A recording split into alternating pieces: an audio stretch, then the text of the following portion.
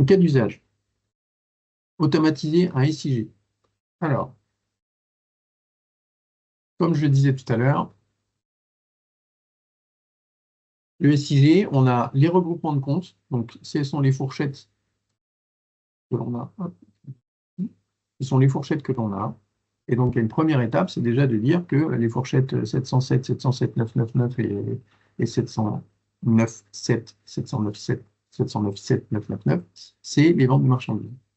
Ça, c'est la première étape. La deuxième étape, c'est de pouvoir automatiquement, en fait, l'idée de l'automatisation, hein, c'est de se dire, je ne vais pas faire du cellule à cellule, c'est un peu pénible. Je veux que dans un seul rapport, j'ai tout mon SIG qui apparaisse. Donc, première étape, faire ces regroupements.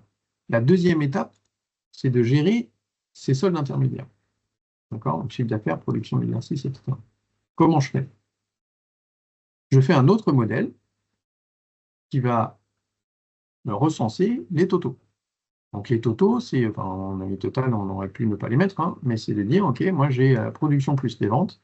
Je définis un ordre cumulatif. Pourquoi? Bah, parce que les soldes intermédiaires, c'est ce qu'on a vu avec les profits en cascade, c'est je cumule mes différents soldes au fur et à mesure. Donc, j'ai le libellé de mes totaux, j'ai l'ordre cumulatif associé. Donc, ils sont vraiment bien dans l'ordre d'affichage de mon SIG. Ensuite, je vais faire le lien entre mes regroupements de fourchettes de comptes et mes totaux. Parce qu'en gros, ce qu'il y a dans le chiffre d'affaires, c'est la somme des deux qui constitue dans mon chiffre d'affaires, j'ai les fourchettes de comptes qui sont ici et les fourchettes de comptes qui sont là. Donc, quand je prends mon total de chiffre d'affaires, il faut que je prenne cette fourchette plus cette fourchette. Quand je prends celui-là, je prends les fourchettes des totaux, donc celui-là et celui-là, plus ces fourchettes-là, etc. D'où le cumulatif. Comment je fais ça?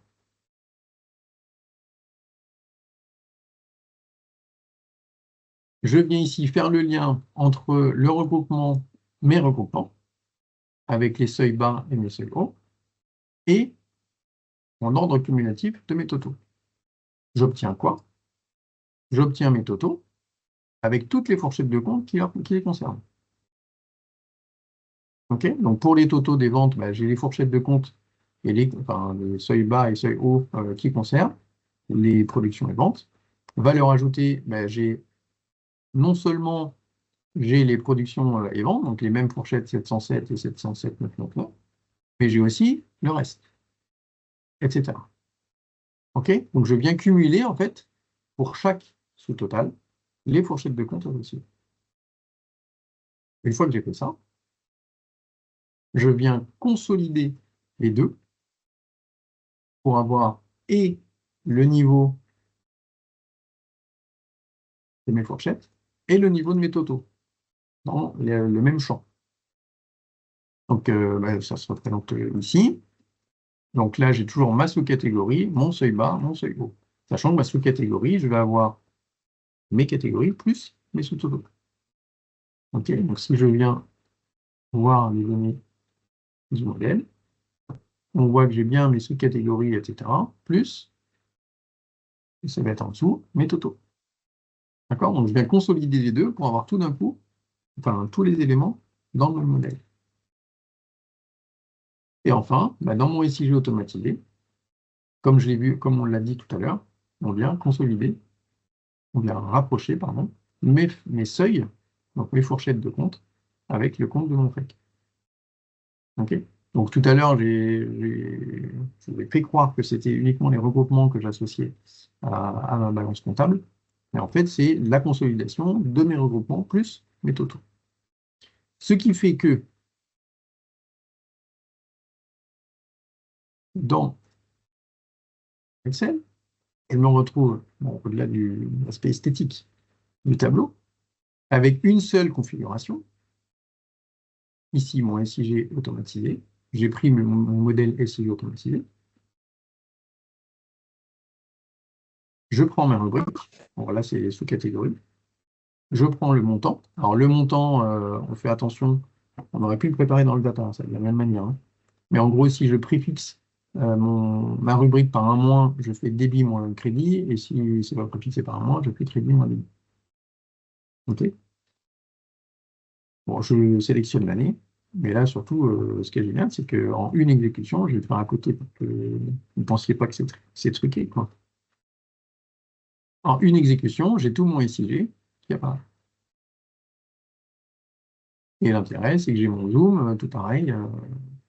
Et j'ai un seul rapport et pas X rapports à maintenir en cellule à cellule. Donc, on n'a pas la souplesse de la mise en page, etc., qu'on peut avoir en cellule à cellule, mais on a quand même automatisé ça SIG.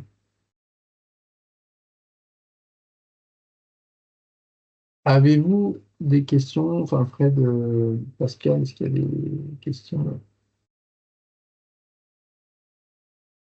Oui, non, en fait, le apps, oui, c'était un peu ça.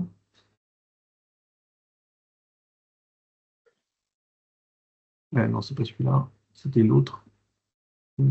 C'était où? Là, c'était bien avant, je pense. Peut-être par là, C'était ouais. ici, ouais. Donc ici, le apps, c'est juste pour... j'aurais pu mettre si la valeur de n-1 est différente de 0. Sauf que, bah, en fait, là, bon, il y a des arrondis. C'est-à-dire que ici, je suis pas pile poil à 0, je suis à 10 puissance moins 12, etc. Donc, il me mettait effectivement un div 0. Donc, voilà. Et je faisais apps parce que j'aurais pu dire si c'est compris entre moins 0,1 et 0,1, et là, la classe, je simplifie la formule. Euh, non, c'est pas lié à des données exécutives, donc c'est des arrondis. Il n'y a pas 6 erreurs dans MyReport. Erreur pour gérer la division par 0. Ça fait partie des quick wins. Alors, je vous invite, pour ceux qui ont eu accès, à défendre cette idée. Il y a une formule qui devrait pouvoir être développée dans MyReport, qui s'appelle division et qui gère justement une division de A par B et qui gère le fait que A puisse être égal à 0. À mon grand regret, Thomas, oui, tout à fait. Euh,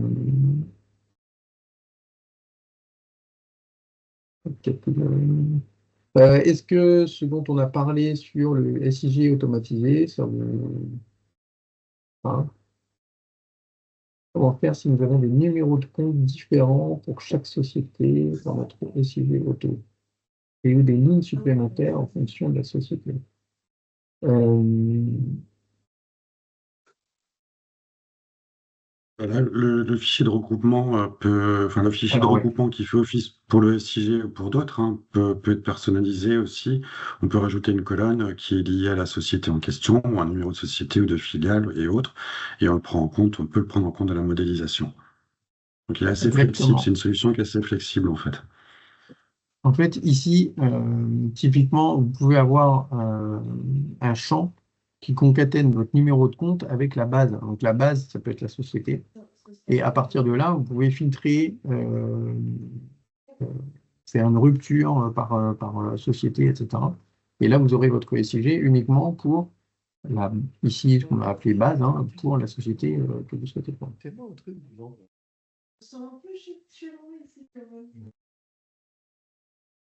J'espère que ça répond à la question.